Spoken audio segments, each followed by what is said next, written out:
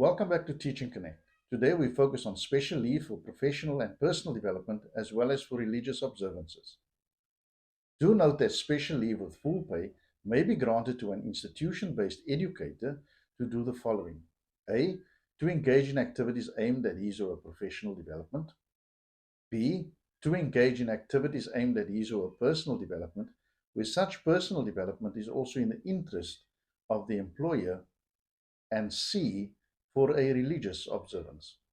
The total number of leave days granted to an institution-based educator may not exceed 3 working days per annual leave cycle.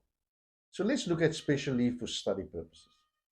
Special leave may be granted to an educator for an approved course of study and for a period approved by the employer on conditions as approved by the employer, including leave with full or partial or without pay.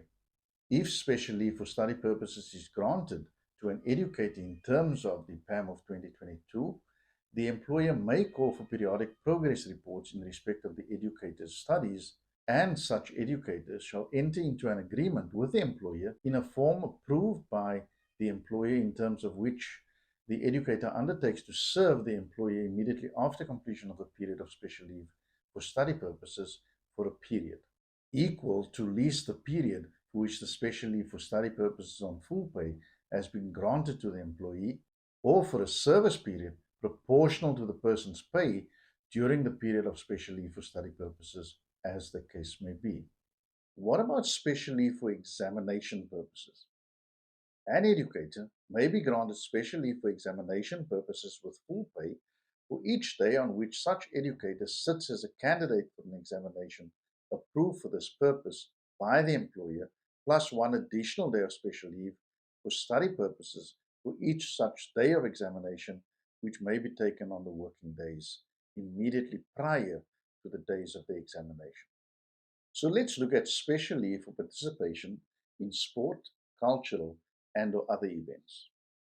Special leave for a period and on conditions approved by the head of department in terms of policy of that department may be granted to an educator who participates in sports, cultural, and any other relevant activities. Participation for which leave may be granted may include representation of the country, the province, or other comparable level as an actual participant, referee, adjudicator, course or group leader, or for participating or attending a relevant conference, meeting, or other event approved for this purpose by the employer. There's also something called special leave in extraordinary circumstances. Subject to Section 14 of the Employment of Educator Act, and notwithstanding any disciplinary measures that may apply, unauthorized absence by an educator shall be regarded as special leave in extraordinary circumstances and shall be without pay unless the employer in a specific case determines otherwise. If, in the opinion of the employer, circumstances justify it, it may grant or place an educator on special leave in extraordinary circumstances for any reasonable purpose and for any reasonable period, and such leave shall be without pay unless the employer determines otherwise. This brings us to the end of this video. We trust you've enjoyed the series and the information shared with you around leave measures.